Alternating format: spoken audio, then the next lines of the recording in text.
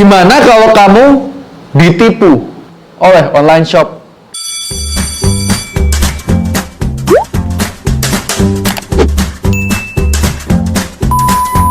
Biasanya orang yang merasa dirinya ditipu itu karena dua alasan, ya. Satu, barangnya tidak dikirim. Kedua, barangnya dikirim tapi tidak sesuai. Jika Anda merupakan salah satu dari dua opsi korban tersebut, maka apa yang harus Anda lakukan? Apa yang harus dilakukan ya? Apa yang bisa dilakukan?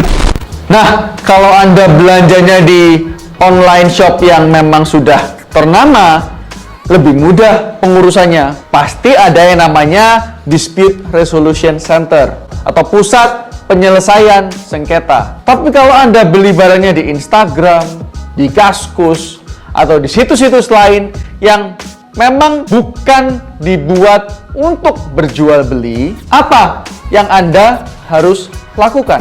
Satu, menghubungi penjual tersebut dengan baik-baik. Saya percaya meskipun kita paham hukum, meskipun kita sarjana hukum, bahkan meskipun kita pengacara sekalipun, semua masalah akan mudah diselesaikan apabila kita datang duluan dengan itikat baik.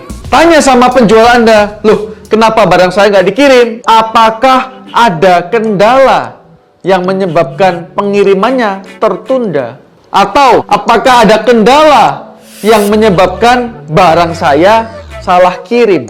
Jika langkah pertama tidak diresponi dengan baik, maka baru Anda bisa lanjut ke langkah kedua, yakni mengirimkan somasi atau surat peringatan. Nah dok, bukannya kalau mau kirim somasi harus pakai lawyer? Biayanya kan mahal.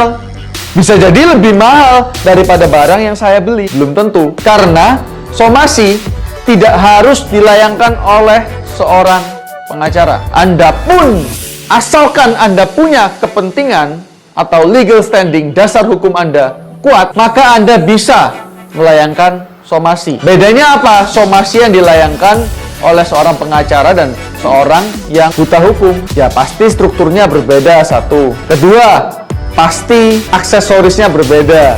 Contoh, kepala surat, kop, stempel, amplop, pasti dampaknya juga akan berbeda. Bayangkan jika Anda terima surat dari kawan Anda dibandingkan dengan Anda terima surat dari kantor polisi. Pasti berbeda kan? Nah itu. Tapi kembali lagi, Anda pun bisa mengirimkan surat somasi. Nah, setelah surat somasi dilayangkan 3 kali dengan jarak mungkin ya kasihlah 7 hari berapa, lalu tidak ditanggapi dengan baik oleh penjualnya, nah baru Anda bisa lapor ke 1. Kantor polisi. 2. Anda melaporkan ke pengadilan negeri. Untuk laporan di kantor polisi pasti bentuknya adalah berita acara. Anda akan diinterview dengan polisi. Dia akan meminta segala keterangan kronologis mengenai kejadiannya. Nah, nanti berita acara tersebut akan digunakan sebagai dasar penyelidikan. Dan pada tahap itu sudah merupakan tanggung jawab polisi. Pilihan yang kedua, kalau melalui pengadilan negeri, berarti Anda mengindikasikan akan masuk ke ranah perdata atau hanya minta ganti rugi saja. Itu berarti Anda sebaiknya, sekali lagi bukan wajib, bukan harus, tapi sebaiknya menggunakan jasa seorang pengacara, karena belum tentu Anda bisa beracara hanya dari membaca buku undang-undang. Nah, nanti laporan ke pengadilan negeri harus dilayangkan dalam bentuk gugatan. Itu kira-kira 3 langkah yang Anda bisa lakukan ketika Anda ditipu oleh online shop. Makanya lain kali sebelum berbelanja berhati-hati ya, karena meskipun di sini kelihatannya 3 langkah ini adalah simple, tapi kenyataannya semua ini butuh waktu, tenaga, dan yang terakhir biaya. Oke, see you.